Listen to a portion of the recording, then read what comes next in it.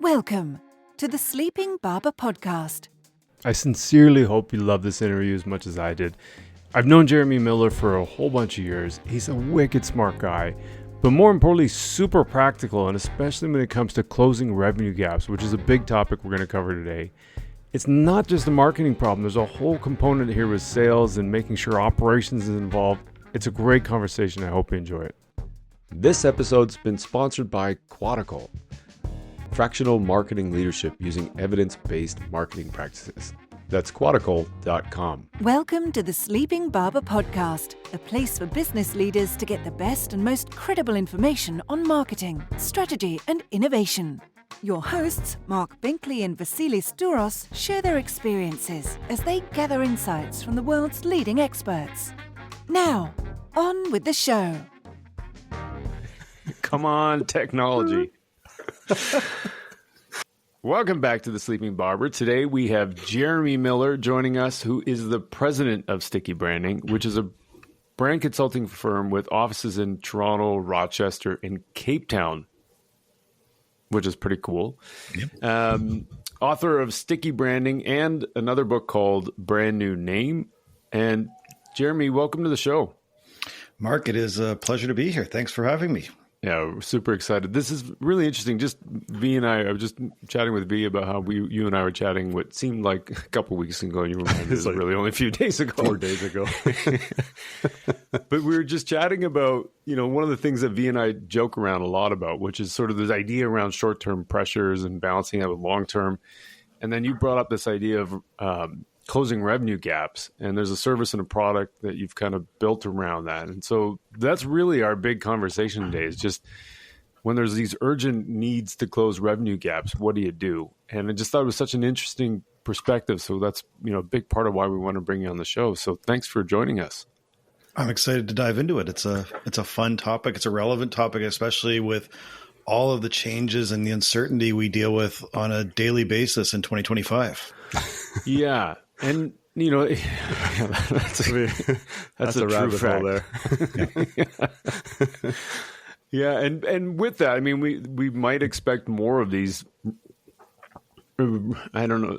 I think you had a word for it when we were doing the little prep there. It wasn't a predictable, an unpredictable change.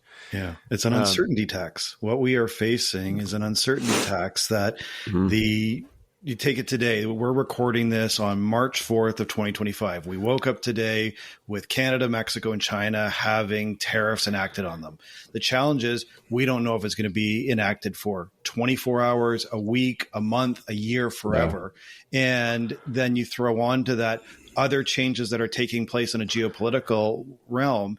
And this uncertainty is leading to what is probably the worst case business scenario, which is indecision and delays. People are trying to do this wait and see, but when you are wait and see, you are setting yourself back. This turtling behavior is probably the most deadly behavior in business. So no matter where you sit in these changes, because every country, every region, every industry is experiencing this differently. Yeah. This is really the complexity here. And so we are in uncharted waters and making up new playbooks on a daily basis. Mm-hmm. Can you, the thing that the product and the service that you offer is called the Slingshot strategy. But before we get into that, there's this uncertainty tax that we're talking about right now, or we're calling it right now with tariffs. But are there other causes of revenue gaps that you've seen, that just trying to paint the picture of what are some of the causes that you've seen and worked with? Sure. Well, there's lots of things that can cause a revenue gap. And there's two types of revenue gaps. There's a decline, or there is a miss in terms of your growth targets. But if you take the declines, they're the easier ones to map out. You could have an internal error like a recall. Think of a listeriosis crisis or a miss in productions. You could have a policy change, a competitor change, a black swan event. These are situations that have a profound impact on your business. We've gone through black swan events like the housing bubble of 2008, the pandemic of 2020, or you can go back to 9/11 from 25 years ago. These are major ones, but oftentimes policy changes like tariffs can have profound impacts, or a major competitor or technology change can shift things. And anytime there's a shift, your business has to adapt, and sometimes it creates a loss. So revenue gap can be on the negative, but you could also have them on the positive. Say you're in a revenue plateau where you're stuck and you're trying to grow and you don't have the infrastructure for the next level. Or maybe you've been acquired by private equity. They put a gun to your head to grow. And again, you're missing your target. So whatever the challenge is, there is a clear and defined need that you need to rapidly increase your sales productivity and revenue production to either increase cash flow, profitability, or achieve these growth targets that have been set for you. It's interesting. The growth version is like, especially with the private equity, you see it a lot with startups and things like that, or companies in that, early phase. But it is a gap. Like, it's similar kind of thing. How you get there to that gap is different than, say, a decline. But it's interesting thinking about the crisis component of it is almost the same, whatever the cause is. Yeah. What's so beautiful about this is whether it's a negative or a positive, it is still a desire to change and a need to change. And depending on the stakes, it could lead to layoffs or cuts or loss of funding. So these revenue gaps can be really significant and serious for the business. But why I love them is they create a catalyst for change. If you think of most organizations, they're like the human body. They have homeostasis. They have a body at rest. So you could take a mid-market family business, say a manufacturer that has 10 million in revenue, and that's an incredibly resilient business. They will stay there for a really long time. And so if you're trying to grow, how do you break out of that homeostasis? That requires a whole body or whole organization change. And like a human being, we start diets every New Year's. We go and we set our goals and our targets, and then we slip back. 99% of diets fail until you have a critical life event like a heart attack and you make structural change. Right. So a revenue gap gives you an excuse to actually make the change you need, and that creates the catalyst that allows you to grow to the next level. And so when you think of these levels, every time your business triples in size, it's a different change. So going from, say, 10 million to 30 million to 100 million are significant structural changes. So you can leverage that revenue gap as that catalyst that give you that momentum and that reason to change to get to each of those levels, which is where that slingshot metaphor comes from. It almost sounds like, just as the way you were talking about that, it's some of these insights that actually led you to develop this product, if I'm not mistaken. Yeah, this all starts actually with my origin story. So when I wrote Sticky Branding, one of the foundational stories of it was my experience joining my family's business 20 years ago in 2004. And when I joined, we hit this significant problem where our sales were declining. We were stuck in a revenue gap, and we thought at first it was a sales problem. We increased our cold calling. We put in CRM. We did sales training. Everything we thought we should do didn't work. And what I came out of it after a year was I did this deep analysis. I started looking at our business and our customers and our market, and I realized it wasn't a sales problem like I originally thought. It was a branding problem. And that became the catalyst for my passion to branding and learning about this industry. But after the pandemic and seeing the recoveries that we've had to work with organizations again and again and again, I almost have revisionist history going back to that period of time to look at that challenge, because we had hit a significant gap. Our industry had changed in terms of technology, and we were going backwards. And we had to reinvent ourselves. And that change led to the growth that allowed me to rocket the company into a growth mode and sell it in 2013. So it feels like it's been a 20-year journey to just master this technique. I would never have predicted being in this market when I started out. I couldn't have even quantified this 5 years ago, but it's just the repetitive use of keep seeing the same customer events and the same business challenges. And it's turned into a complete toolbox. It's kind of interesting, like the revisionist history part that you're talking about, in the sense that, like, there's that saying about, if all you have is a hammer and everything looks like a nail. And so I think a lot of marketers approach problems like a revenue gap with the hammer they have, which is promotion, like the advertising P of the 4 Ps. And so then what you're suggesting, though, is maybe that's not always the right tool. Correct. I think. Is that right? Is that fair? Yeah, I think it is, because the reality is your sales and marketing efforts, doing more of them, doing them faster, doing them more efficiently, doing them louder, is probably not going to solve the inherent problem that got you there. Let me just take an example from the real estate market. So I'm based in Toronto, Canada, and we are experiencing what is probably a 40-year real estate slump right now, where the number of transactions per year are at record lows and many realtors are simply leaving the industry. But the industry and the big brokerage houses are coming down and telling their realtors and their agents, you need to work your database harder. You need to be making more calls. You need to be doing more of the same thing. Well, if your customers aren't buying, that's really dumb advice. It's actually not going to work, and it's going to burn out the individual and lead to frustration and possibly them leaving the industry. And so the challenge that often comes up in a revenue gap is the strategies you think you should apply first are probably the ones not to apply. And so the way we need to take a look and step back on is to start asking a very simple structural question, which is, who and where are the customers that will drive our next stage of growth? Now, if you're in a revenue gap and you only have cash flow for the next 6 months, you're going to look at that question through a very short lens. And that's going to be all about what can we sell and deliver right now that's going to move the sales needle. If you're trying to go from, let's say, 100 million to 300 million, and you're trying to get to that next stage of growth as a brand positioning exercise, more advertising really isn't the first question. It's taking that step back to look at who and where are the customers that will drive our next stage of growth. And at the same time, using the lens of brand positioning, what is that whole product solution that you can provide to that market that is going to create that advantage? And so the behaviors that you need to look at first is not necessarily marketing. It's your customer need and can you serve it? And so my philosophy in all of this is, if you can't sell it, don't market it. And if you can't market it, don't brand it. Flip the whole thing on its head. Rather than brand it, market it, sell it, which is the traditional agency approach to things. Start with the customer first. And the customer will tell you what they want to buy. And when you get validation for it, double down on it. And when you're getting lead generation demand, double down on it. And you will accelerate this process simply by having that customer intimacy to be creating products and services that move the sales needle from the very beginning.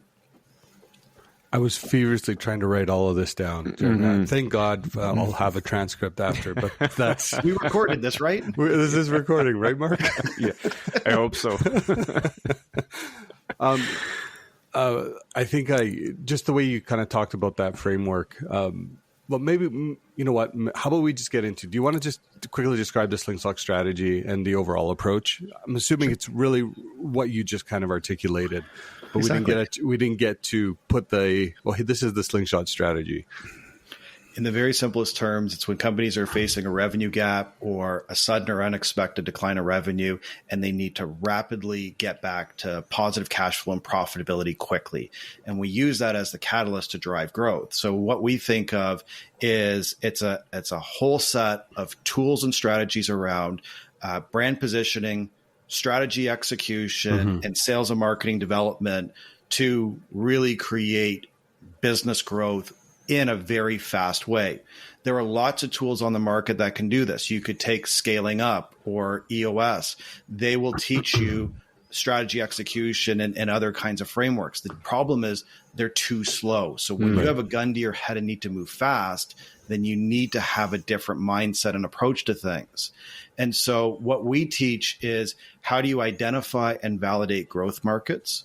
How to create brand messaging and brand experiences that will provoke your customers to buy, how to put your brand at the right place at the right time with a clear call to action to drive sales, and then how do you put all the strategy execution and process in place so that you're acting on that and building the infrastructure for the next level. And so that framework is what we call the 4M framework, which is market, message, method, and management. And each of those are interlocking questions like, who and where are the customers that will drive your next stage of growth?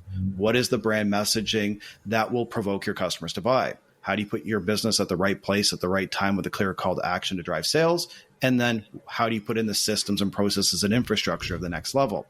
And so by using that framework with a whole suite of tools, we're able to create really dramatic sales performance in a short period of time.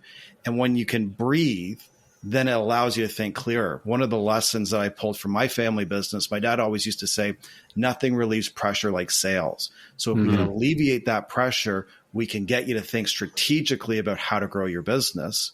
Yeah. But we take that same aggression from the beginning forward. One of our catchphrases, and it's completely inappropriate, but we say, let's normalize bullying. And what I mean by that is, most brand positioning and branding exercises are really just navel gazing exercises. They're feel good projects. Brand positioning is a communication device more than anything else. What I want to see is, how do you take your brand and assert it aggressively so that you physically own a market position where not only your customers say you are the leader there, your competitors recognize you. And the only way to do that is by asserting yourself and executing. And that's where these techniques all come together is, let's close that revenue gap, let's take that market, and let's grow this business aggressively. All right, I'm sold. Cool. Sign you up. It's an interesting thing though. Like, I mean, the way you describe the Slingshot strategy to me sounds very logical, which is great. Cool. But I wonder, like, how is it, like, and I was thinking back to one of the earlier things you said about with, understanding the market and then finding the thing that the customers, and then finding the thing that, like, validating the product or the service.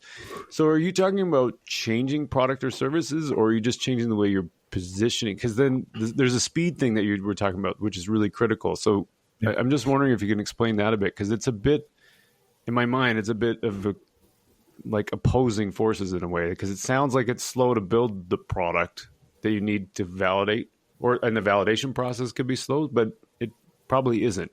And now a short word from our sponsor. This episode was sponsored by Quadical. Did I say that right? Quadical.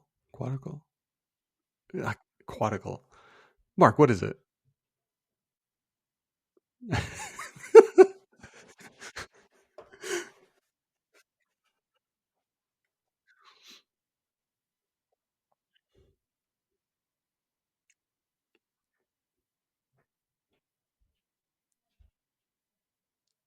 Love that.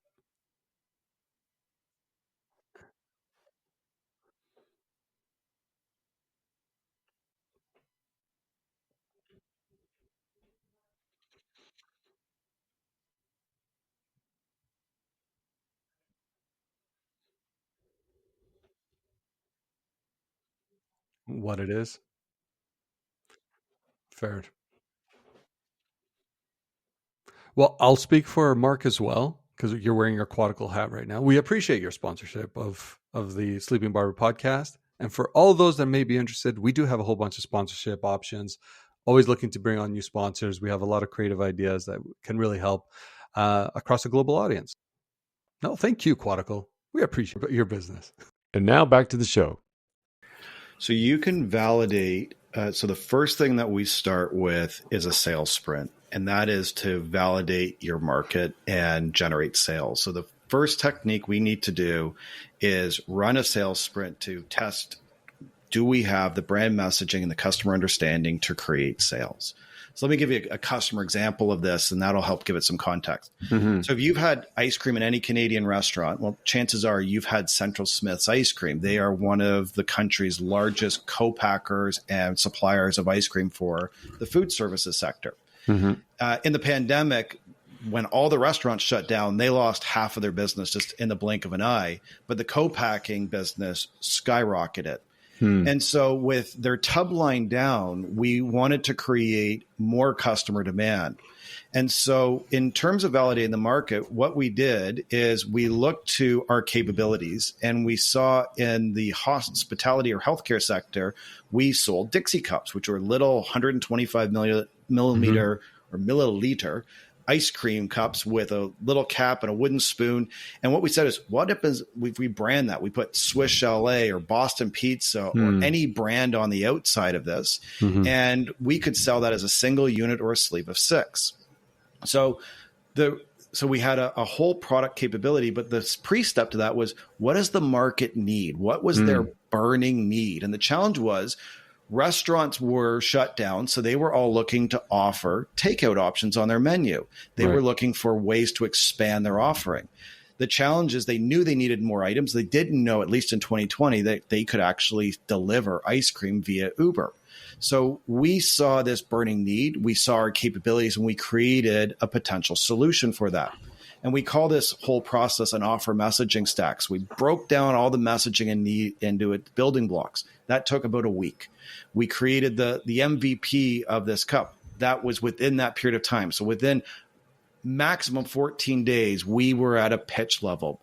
And we went out to 50 VPs of sales of quick serve restaurants and restaurant groups with a pitch that said, since the start of COVID, retail ice cream sales are up 200%. Ice cream is the new toilet paper. Have you considered a takeout option on your menu? And then we put an Accountly link and a call to action. The response to that was about 70%. Within 5 weeks, they landed their first major order for 500,000 units. Wow. 5 months later, they got a 20 million unit order, just a monstrosity of an order. And what happened was, we got into the market with a clear need and issue aggressively. But here's the Jedi mind trick on this. Most young sales professionals have never prospect or cold called. If you're old like I am, I grew up on this stuff. We're actually teaching, in order to do market validation, is go talk to your customers in a deliberate way with a clear solution. So you're really deliberate on what you're pitching. You're adapting your products and services to meet that need. And then we dramatically increase the volume of activity.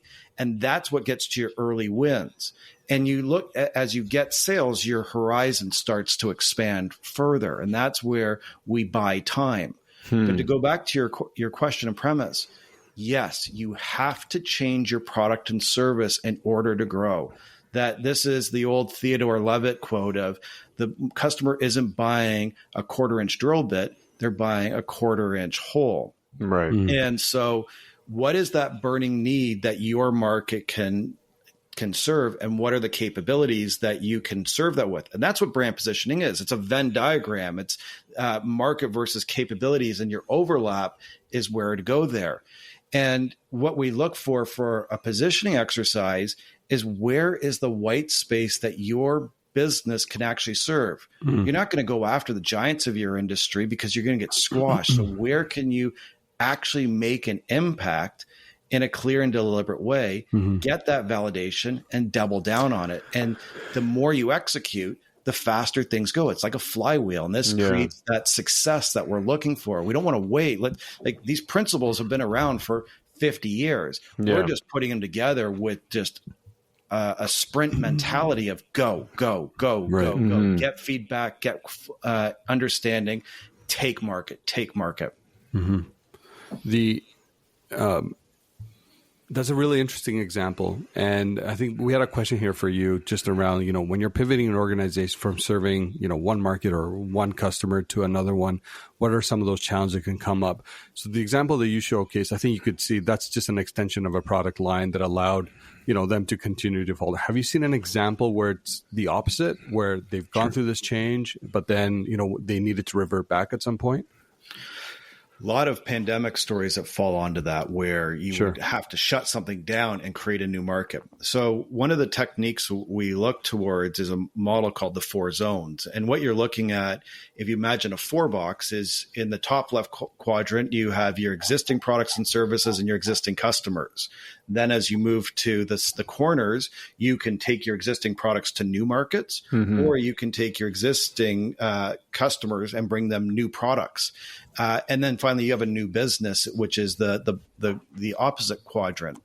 And what you're looking for as you grow is if you can grow within your core, that's the first thing, because it's more about just systems and operations. But when you hit those walls, take the real estate example, trying to work your customer database more when it's a down market isn't going to work. So you really have three choices. You can expand your market geographically. You can go up or down market in terms of value of home, or you can offer an additional revenue stream, maybe like post-construction cleaning services. So how else can you work with that? It's a totally separate business. Right. So to give you a very specific example, Learngistics is a provider of live event training. And so pre-pandemic, their whole business model was the logistics of learning. They would find the trainers, they would create the L&D programs, they would book the rooms, they would manage the catering, they would do everything except for deliver the actual training. They would find and organize the whole piece of this. And their business fell by 90% in the first 2 weeks of the pandemic because all live events stopped. Right. They have now become an incredible provider of virtual production services. Right. They run the training and event management for opening the classroom and managing all the pieces for an instructor, all the way up to hybrid events, doing TV quality broadcasts for podcasts and webinars.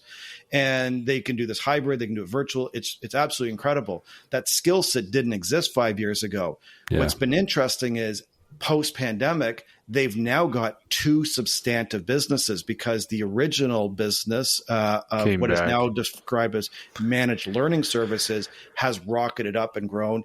And virtual production services is of equal weight and size. So the business has grown exponentially simply by having two revenue streams out of that same period of time. Great example. Super interesting. Both are really interesting examples. The ice cream one is really interesting too, for slightly different reasons. I'm kind of fixated on that right now because I know both of us have talked on and off about a lot of Roger Martin's work and the Playing to Win cascade. And when you were describing that one, I was thinking about the core capabilities component of that cascade, and management systems probably. So the playing to win, the where to play, how to win is a little bit different, but the core capabilities kind of gives you an understanding of where can you create those pivots, I think, thinking about the ice cream one, because they're already producing ice cream.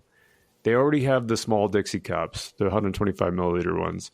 They have the spoons. What they didn't have was the distribution, the production capacity at the time, probably for delivering those small versions of ice cream, and then the awareness around that particular product for the QSR organizations that they were trying to serve those to. So then the core capabilities thing is really kind of an interesting pivot point, I think. Maybe even for learning too, maybe that's true, where you can evaluate your core capabilities and see how they could be useful elsewhere. Yep. And then that helps you understand how you could serve some of those markets and the where to play and how to win stages. So if you use the Playing to Win framework, which is incredibly influential on me and on our work, is we always think of the cascade as going down the staircase. So what's your winning aspiration takes you to, where will you play? How will you win? What are the capabilities? What are the management systems? And you think of it as a downward cycle. But in a revenue gap, you actually want to look up. And so the capabilities, so that your capabilities and market need, those two, where those intersect is what we're talking about here, right. Which is what is the burning need of this market that we already operate in or is adjacent? And then how do we adapt our products and services and capabilities? And chances are there's a gap on both. So you are all strategy is always moving forward. If you had it all, then you would just be serving your existing business. So what we're doing is how do we make structural changes to our organization, not only in our products and services, but in our delivery models, our sales models, our customer service models, in order to meet the customer where they are. And in so doing, we're creating a more relevant market. Right. So just take the Playing to Win framework and start look up the cascade, and it changes your lens. And this is where that's really where we look at things is I've always loved the Playing to Win framework. I think it is probably the best strategy model since OGSM, Objectives, Goals, Strategy, Measures. But I kept asking the question, as a small business, how do I apply this? It's too big. It's too ethereal. And so what we do at Sticky Branding and our approach to things is our work is in the mid-market. So it's been really this question of how do you unpack these questions and create practical exercises, questions, and structure in order to execute. Because if it's always just brainstorming and looking down the playing field and thinking big, you never get anywhere. And that's where the Playing to Win framework really gets stuck for so many small and mid-sized businesses is you go, this is what we want, this is where we'll play, and this is our dream.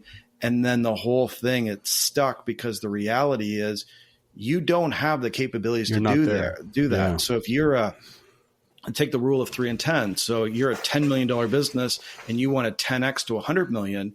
You need the infrastructure of that middle ground, that 30 million, before you can even talk about the next level. So we need to work up the cycle in order to create that profound change that we're looking for. And if you got a revenue gap, you may only have 6 months to do it. So get all the big shit off your plate and really focus on what can you execute and sell now, because if you don't close that gap, people get laid off, the bank calls your loans, bad things happen. Yeah. It's really interesting. Like, I know I totally understand where you're coming from with the Playing to Win framework. Also, big fan. As you're describing that, thinking about it coming back up the framework, what I saw in my head was you've got this existing revenue stream, and let's just say, for argument's sake, that it's this Playing to Win framework that helped you create that, and it's flowing down.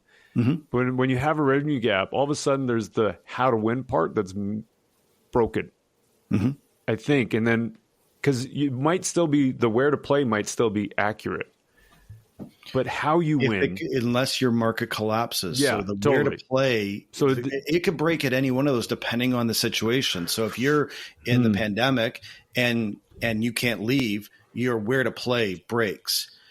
But you could also take what we talked about at the top of this with tariffs. Your where to play may change. Look at anyone who is in the automotive sector right now. They are rewiring. The entire supply chain of the automotive manufacturing is being rewired underneath our feet right now. So if you are, doesn't matter what country you're manufacturing in, if you need to you're triaging your entire supply chain. And so you need to be looking as a customer or as a vendor, where is my customers going and how do we remain relevant? And if you can't compete in this, say you are on the outside looking in and you can't enter the market where it's going, now you got to change industries. Maybe you're going to look to other industries like defense, pharmaceutical, nuclear. Where else where could they buy your capabilities if you can't chase this? So that's a good point. It changes on the quadrant changes depending on the situation. Yeah. And to your point around the 3 and 10 part, if you don't have the management systems in place, then it will break there in order to be able to. So okay. I totally get that. It's complex, but it's actually, and it's also obvious now as you're saying this and giving these examples why advertising isn't always the answer. Marketing and advertising has to come second. This is the most critical point, and branding has to come third. The mistake so many organizations make is they go, well, we can see this problem. You can do the Playing to Win framework and you see the issues and say, our name doesn't work, our branding doesn't work, we need to do it. So they go and pick up a copy of my book, Brand New Name. They start learning this stuff and it works. You can make all the branding decisions. But if you don't have market validation, you could spend a ton of time and money and be in a worse position. So you reverse the whole thing.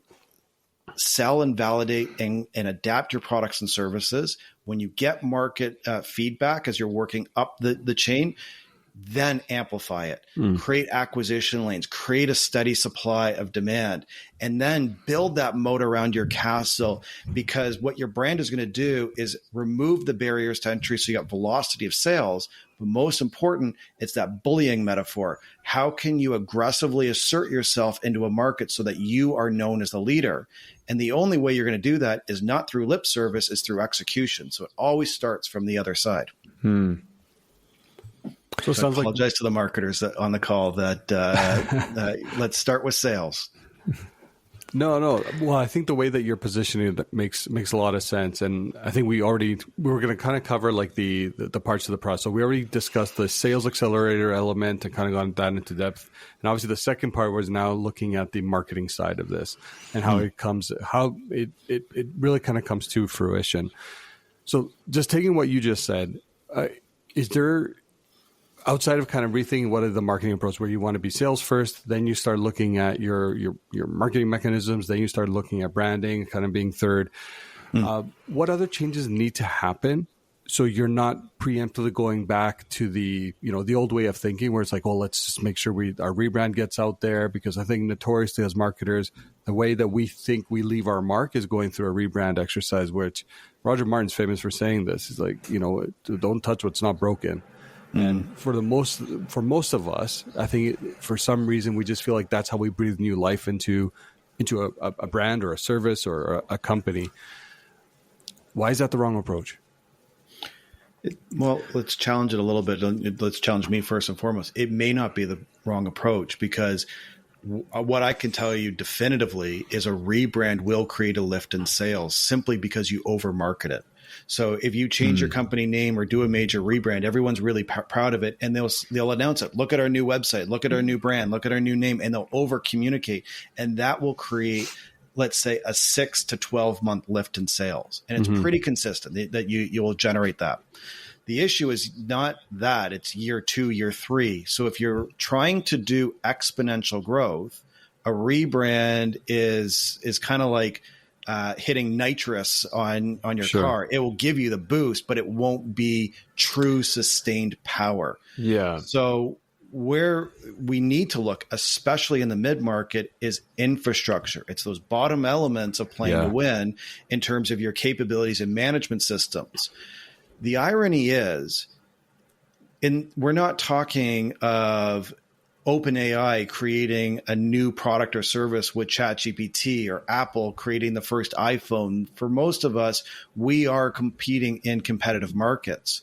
So the true lever of growth, once you've got your product market fit and brand positioning right, is going to actually be in operations. It's building up your capabilities. And the more you build up your capabilities, the more the market will grow it. Yeah. And so we overplay the need for sales and marketing a lot of the time because we actually don't have product market fit. But once we have it, you can actually drive down your cost of sale and your customer acquisition costs simply because you're in the right place. Right. So this is why I think building up capabilities, what is that market and what is that whole product solution that is going to be defined and needed, and then serving that need will fundamentally have more growth than a marketing team can achieve.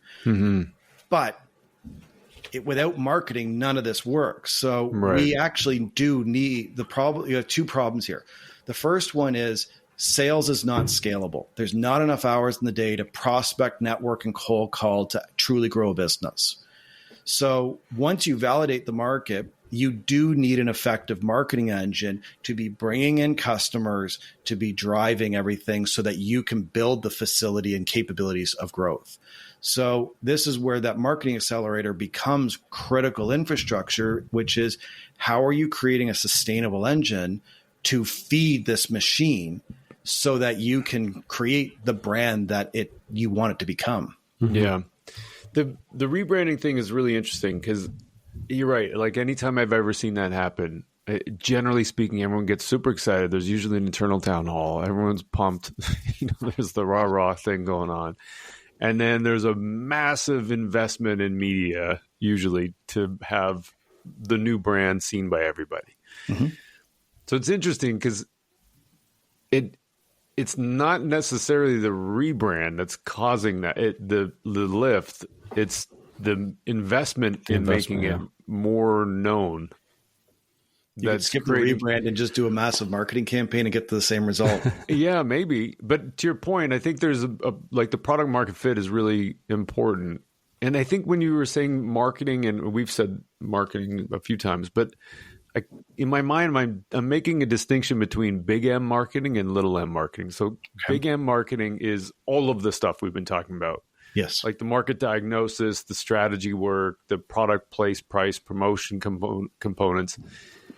Little m marketing is just advertising. And I think to me, that's the distinction that you're trying to make, or you are making really well, is that marketing is big M, the way we're talking about it here, but it's the advertising component is not the right way to start the process of closing these revenue gaps. It really does start with the big M marketing and looking at the market to understand what's happening, and then solving from there, working back towards the advertising. I 100% agree with that. And we've talked about Roger Martin a few times. What we're talking about in the Slingshot strategy is big M marketing. He talks about marketing strategy is strategy. Yeah. Whereas go-to-market strategy and brand strategy are just subset niches of what is true market strategy, which is the playing to win framework is marketing strategy. It's making deliberate choices of where to play and how to win. And you're absolutely right on the little m side of things. The marketing accelerator are little m choices. And it's being really deliberate on what are the marketing tactics you can choose, because I think the mistake most businesses make right now is they try to do it all. They're doing TikTok and social and paid advertising and organic, and it's a shotgun approach. And realistically, in an acquisition lane, it's going to be one of two channels. It's going to be discovery. So how do you put your brand in the path of search and what are your options? Or it's going to be through referral, which is who knows about a customer need first, and then putting a disproportionate amount of marketing onto those distribution channels. In Central Smith case, for instance, the primary source of customers is not Google and direct sales. It's actually coming from the big food distributors or the food manufacturers, where, say, a grocery store calls them and says, we want to do our own branded ice cream. They say, well, we don't do that. You should call Central Smith. The only way they can make that referral is a disproportionate amount of marketing is placed on those centers of influence in order to drive this. So having customer intimacy starts with your sales work. As you start to understand their needs and what's driving their sales process, you can choose the right acquisition lane or the right marketing tool for that. And you don't need a shotgun approach. And the benefit of that is you are more effective while driving down your customer acquisition costs. I love it because you're already speaking into, kind of thinking about the tactics side of this as well. So is there a mindful split between short-term tactics and then, when you think about like the search, the retargeting, the conversion layer tactics, et cetera, versus equity building then in that case? For sure. So we have a model in Sticky Branding, my book, called the 3% rule. And the 3% rule argues that at any given time, 3% of your market is buying, the rest are not. And it takes your market and it segments it into two segments. You've got your active buyers. These are people who will make a purchase in the next 30, 60, or 90 days. And then you've got everybody else, that lower 90%. And so your acquisition lanes are really looking at that top 10%. How do we be in the path of search or the path of referral when somebody's making a purchase decision?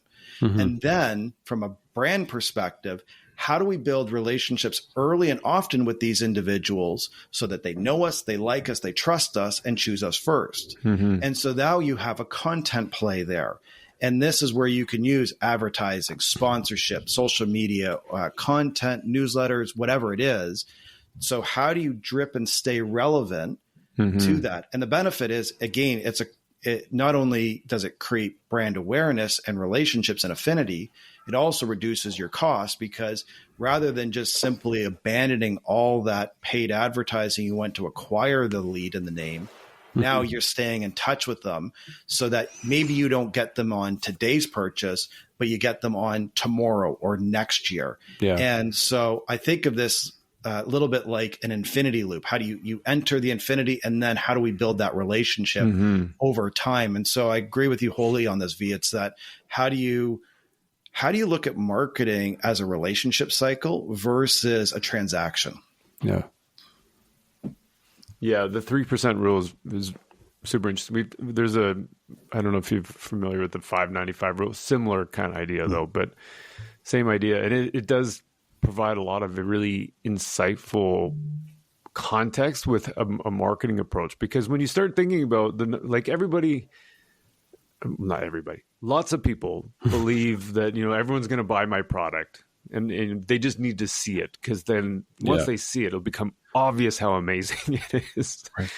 And so there's this idea around that it's going to sell itself kind of thing. But that's where product market fit actually becomes so critical to have that. Because if it is a good product market fit, then it kind of does sell itself. And as you said, drives down cost per acquisition and all those things. But the reality is most people don't know about the products because there's just way too many products or services out there for them to actually know about. So there's this group of people that is the 95% or the 97% that have no idea that the products exist. So it's really interesting seeing how your brain is working to stitch all these things together. It's so interesting to me. But something on this that you taught me this, Mark, which is brand loyalty is, I know. Are we talking about the same guy? Yeah. Just bear with me for a second. But what Mark, you taught me is brand loyalty is directly associated to market cap or market size. That the brands with the highest loyalty tend to be the largest businesses. And is that the right data on that? Yeah. So this is where, going back to the beginning of this whole cycle and that idea of normalizing bullying, if you can't win because you're competing against giants, what is the white space where you can identify a burning need and go in and take that? And so Walmart, I think, is one of the best strategies of this. If we go back to the case studies of the 70s and early 80s, Walmart never competed toe-to-toe with Kmart and the big giants that they were going up against. What they did is they went around the outskirts where towns hadn't grown. Sure. And so Sam Walton had his airplane, and he'd fly around and he'd look to where a city was growing, and he would see where there's a lot of people parking, and we put a store there. And they basically went around the outskirts. And by the time the big guys saw them coming, it was too late because the cities had grown around them. They had this infrastructure, and they were a juggernaut. We want to do the same thing. How do we go after undefended markets where we can have a real impact? And ideally, you want to have these markets have some connection together. Think of it like a chessboard or a checkers board. You don't want to have two squares that are completely disconnected. If you can get a little cluster at a certain point and you can defend that, and they call you the leader, then the only way the giant can compete with you is either stay out of your market or buy you. And that's a beautiful place. And so this is philosophically what we're trying to get towards, is not trying to compete with the giants on their terms. It's playing to win. It's where do we play and create our own advantage and tilt the odds in our favor. Super interesting. That is really interesting. The third phase, though, is the brand accelerator. And I kind of want to come back to this because one of the things we talked about was that the investment in brand, and that's one of the things that creates a short-term, probably non-sustainable shift. There's also examples, though, where like Tropicana is a classic one that we talk about all the time, where how they make a mistake. They changed the packaging, and it tanked. And so there's no amount of money that was going to fix that problem because it just wasn't recognizable. So there's challenges with rebranding. There's benefits sometimes, but there's also some challenges, like real cases on both sides. But what's from your perspective, we started with like the product market fit, then we talked about the marketing accelerator. How do you see the brand accelerator layering into this process? The funny part on this is brand becomes a natural extension, that you create a brand organically Yeah. And the whole thing, you can ultimately say, like marketing strategy is brand strategy. From the very beginning, you're talking about positioning and then building a whole thing around it without wasting months and months in creative and hundreds of thousands of dollars on agencies to have them read your watch and tell you what they want you to hear. Yeah. So we just take an execution mindset right from the start. But there are some key things that we do as we solidify the brand. So the first one is, let's just talk about rebranding. If you make significant changes early on where your brand is no longer relevant, well, make changes to it. So that could be changing your company name. If I go back to my origin story, that's what we did is we changed the company name from Miller & Associates to Leap Job, and we created a digital first brand. We also repositioned the business from IT staffing to sales and marketing recruiting. And in hindsight, we followed the process. We saw the white space. We saw our capabilities. We built it up. And when you implement the changes, it becomes very logical and organic, and it becomes accelerant, so that when you do implement the rebrand, you actually have all the infrastructure in place. So it creates sustainable growth. You get a sales lift that continues. It doesn't fall back. And so what you want to be really clear on in your brand, and this starts to push into some of the big M questions, which is, how do you assert yourself in your market so that you are the recognized leader? How do you build that moat around your castle? Is that through sponsorship? Is that through strategic alliances? Is that through advertising? Like McDonald's is a great example. They spend exponentially more than everyone else on advertising, not because it's going to increase their sales all that much. It just creates such a massive barrier that nobody can actually compete with them toe to toe. So they throw their weight around. So we want to look at the same types of things. How do we assert ourselves aggressively while serving our customers to create affinity? And then the other part of this is how do we reduce friction? So how do you make your website sell as well as your best salesperson? How do you create those? Yeah, that's a good point. How do you reduce your overall cost of customer acquisition? Or how do you create investments? For instance, Amazon provides next day shipping and free shipping with a membership, which forces the entire industry to compete with them. So what is of value to you is a cost to somebody else. So you start to look at your brand strategically through the lens of how do we use this tool, which is really what your brand is, to create a competitive, sustainable advantage that will not only serve our business, but serve our customers. And so you can do those conversations at the beginning, but the problem with doing that first is what happens if your hypothesis is wrong? Right. So you do the rebrand, you get the lift, and you fall back down to earth. You're doing these steps all the way through, but you are prioritizing them as well. So I think it's like we all come from a branding and marketing lens. It's what our passion is. It's just how do we take the mistakes out of it, I think, is part of the philosophy here. Yeah. Okay, so I just gave V's brain's about to short circuit. I think I'm close to a short circuit. Yeah, exactly.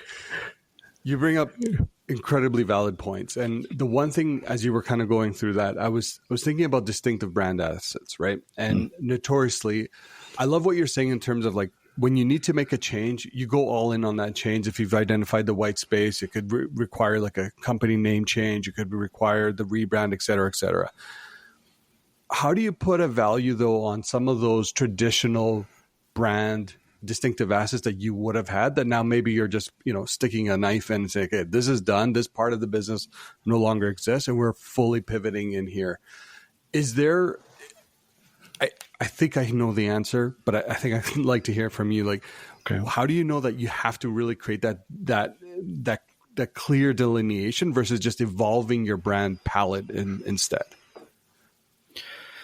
Evolving your brand palette could be rebrands to me are costly and risky. So if you can continue to grow it, I would advise that every time. So for me, your brand name is your longest living artifact. It is a vessel that contains all the meaning of your brand or your product. So changing it is a strategic and deliberate decision. And it's risky because you have to pour all the meaning and contents of one vessel into the other vessel. So why would you change the name? Well, if it's not working for you, change it. If you've got, let's say, give you an example, Consolidated Restaurants Inc. or CRI was one of the most successful restaurant groups, or is one of the most successful restaurant groups in the Pacific Northwest. If you go to Seattle and you go to the Metropolitan Grill, the Met, that's one of their restaurants. It's a flagship world-class steak restaurant. Right. Now, when they went to their third generation of leadership, Jim Rowe wanted to signal the change, and CRI as a name was problematic. So they went through the brand new naming sprint, and they changed the company to E3 & Co., and they've used that to create a whole suite of products and other elements to it. But it was to signal the change that they had gone through. But in doing so, the name was a liability and wasn't working for them, and they had to take 50 years of history and move it. So if it makes sense to change a name, change a name. If it makes sense to evolve your brand, evolve your brand. Chances are you're going to evolve your brand regardless, because your brand has a shelf life. Fashions trend change, taste change, value propositions change. So it is a living, breathing thing, but not everything has to change.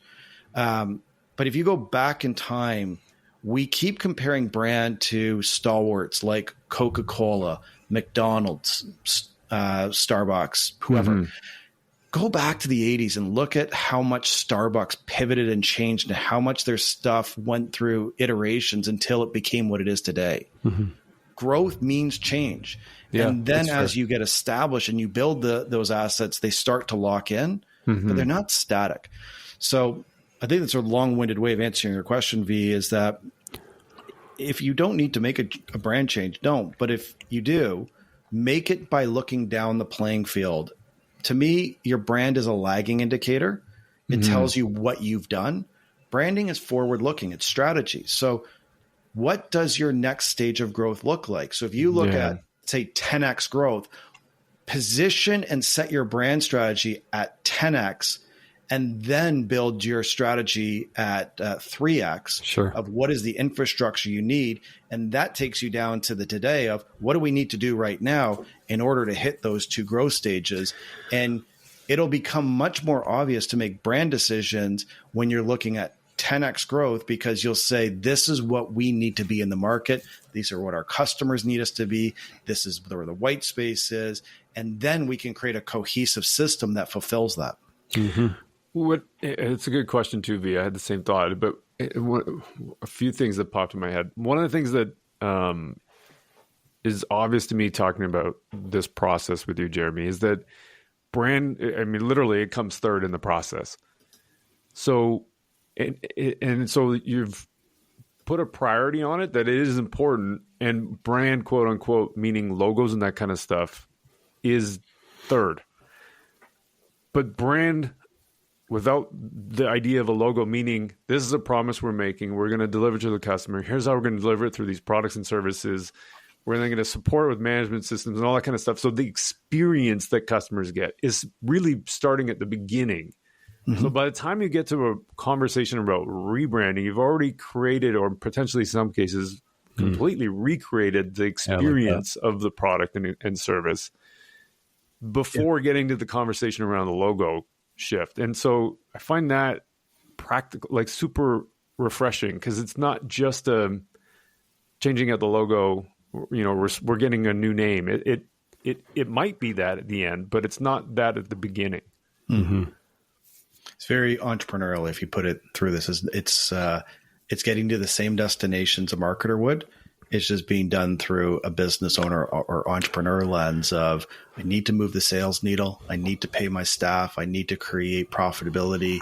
And then I need to create a sustainable advantage. We're thinking that if you frame this to your point earlier, not only is this big M strategy, this is big B branding as an entire framework. And Mark, what you were just talking about really, I think, comes back to like the promise of the customer framework as well. Yeah. Yeah, like make a promise, deliver, make a promise, deliver, make a promise. You do Exactly. that enough times, you then eventually build up a brand. Exactly.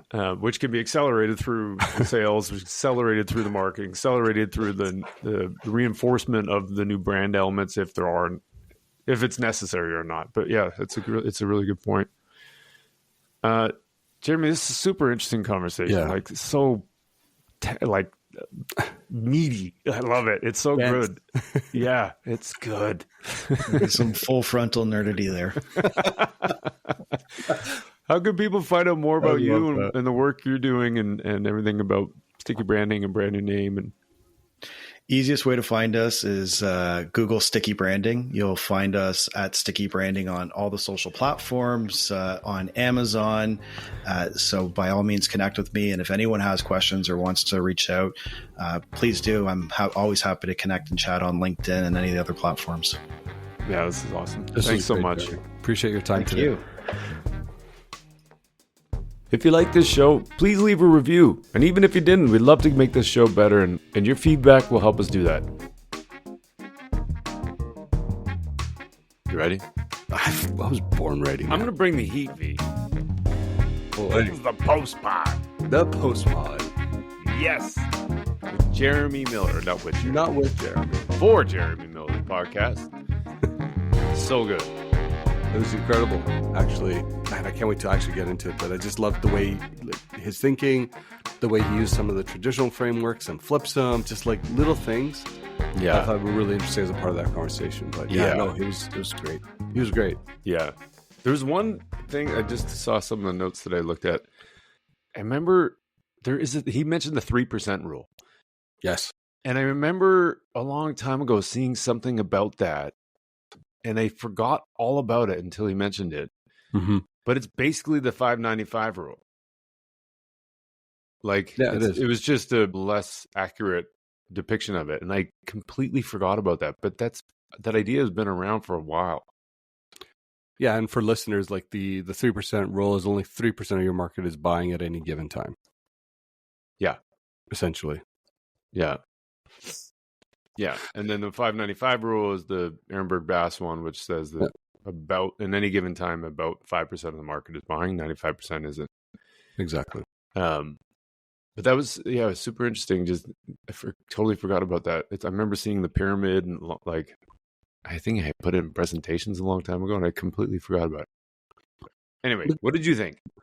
Whoa, what did I think? Whew, I pulled out four. I put out 4 ideas. Or 3 themes. So for me, the first one was, remember how you kind of started off saying like just taking a lot of the frameworks and just reversing them to apply a different lens. So the first one was like the reverse to the traditional approach, where Jeremy advocated flipping the conventional brand to market to sell sequence to sell market brand. Yeah. Right. And I think that in and of itself is just, again, it applies a completely different lens. Yeah. And he, I think he said during the call, marketers are going to hate me for emphasizing sales first, right? Yeah. But like he did justify it by saying like, once you're able to validate those customer needs and product market fit before investing heavily in marketing or rebranding efforts, just makes business sense. Totally. Right? And I think that's something we often forget. So I definitely appreciated that as kind of rethinking that model. Mm-hmm. The second one for me was the playing to win framework, also in reversed. Yeah. Right. And again, it's like start by assessing your current capabilities and then finding market needs that they can serve. Right. So when we're talking about the white space or trying to find like the right category entry points, I think we use that as a part of the conversation as well. Mm-hmm.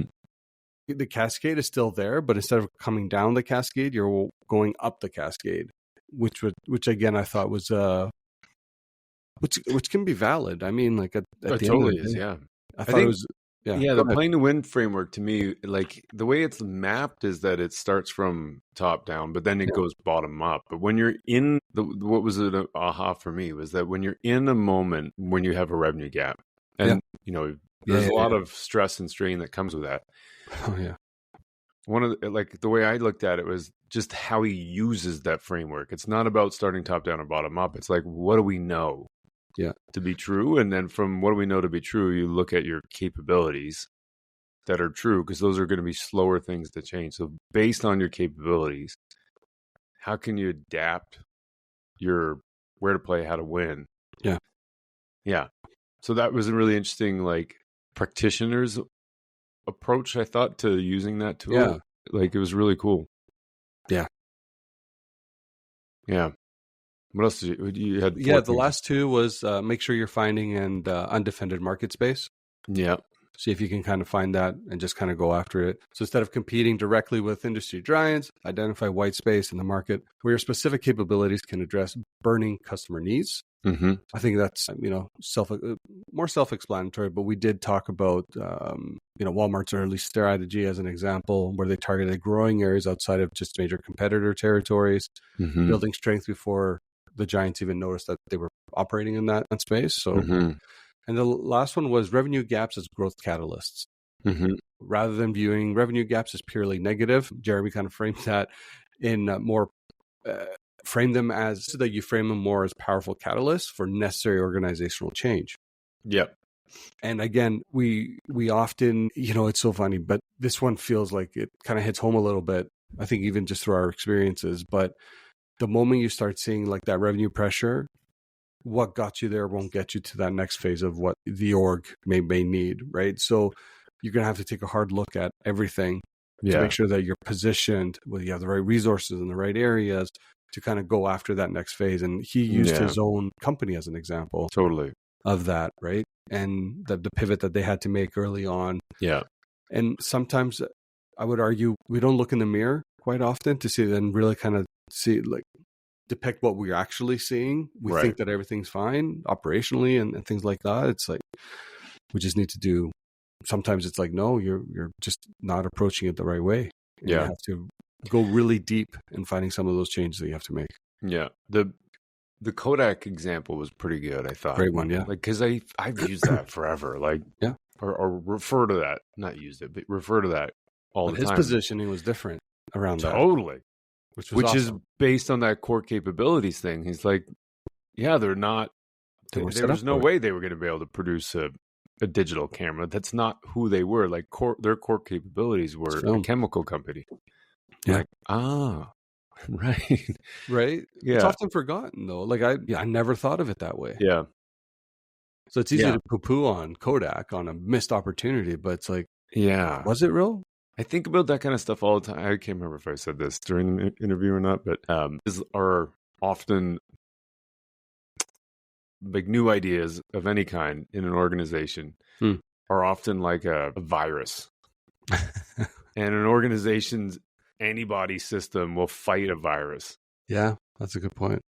And if the idea... Protect the white blood cells. Yeah, if the idea is actually close to what the company believes, then the virus can, transmit and replicate and adapt and all that kind of stuff. But if it's really different, it's going to get destroyed. And I think that's what happened with Kodak. Like that, it wasn't a core capability for them to do it. It was a really different idea. Yeah. And it just got destroyed and kicked out, and they sold it off or whatever they did with it. I don't remember all the whole story, but yeah, super interesting. Yeah, so those were my four. How about you? Yeah, former sales guy, so I'm like, sales rocks. Well, no, not that it rocks. It's just that like some classic sales things like SWOT, sell what's available today, right? Like I've never heard that before. I'm not a sales guy, clearly, but okay. Oh yeah, it's a thing. Okay, because especially on sales side of things, like you can get really excited about the thing that's coming, but who knows if it's going to be available. Yeah, so that's fair. Sales 101 is sell what's available today. Mm-hmm. And that was one of the things he was talking about was, I forget how he phrased it. I just had a note about it and I just lost it in my notes here, but sales should be prioritized over marketing strategy and a revenue gap. Talking about sales sprints can help validate the market needs really quickly. So like totally get that. Remember the ice cream example he had too. It's not necessarily a massive like change to go from, let's say, tubs of ice cream to small self-serve.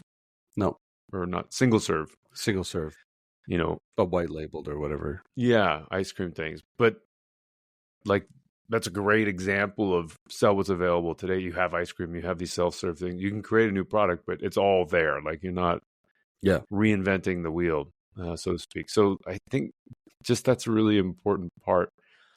Also, from a marketing perspective, really refreshing because it is really important to understand marketing's role in this whole thing.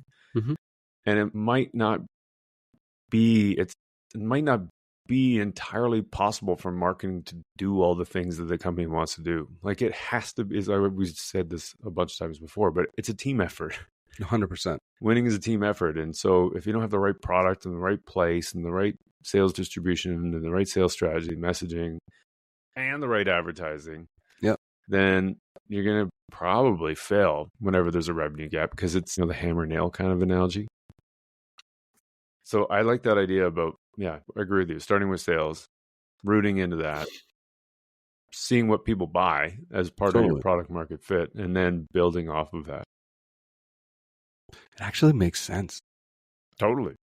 I guess especially if you use it from a revenue constrained lens to say, well, hey, if I'm going to go through this process of diagnosing what's wrong or how do I reposition, it's not a terrible thing to kind of go that route. Yeah. I think it happens a lot too when companies start, and not just startups, but any kind of company that starts. You start because you've got sales. Yeah. People or an owner or CEO or whoever that's selling something. And then the company grows and grows and grows. You get to a point where you've extended past your personal network. Yeah. So then you need mom and dad can buy more. Yeah, you need more marketing efforts to coordinate things. Yeah. But in those moments when there's a revenue gap, that kind of collapses. And so you kind of got to move back down and kind of go old school to get it to Slingshot. But I'm trying to think what else I had in here. Revenue stream, Slingshot, understanding customer needs. That's a really important part. Obviously. Yeah, like there's just so many practical examples that he had and ideas around like, it's not, especially in a moment, I think just the panic and the fear and like the emotional component of you have a revenue gap. Yeah. There's so much to like manage from a personality perspective to have a framework that allows you to like meaningfully approach that gap in that sort of moment of crisis. Like, I think it's a really helpful tool.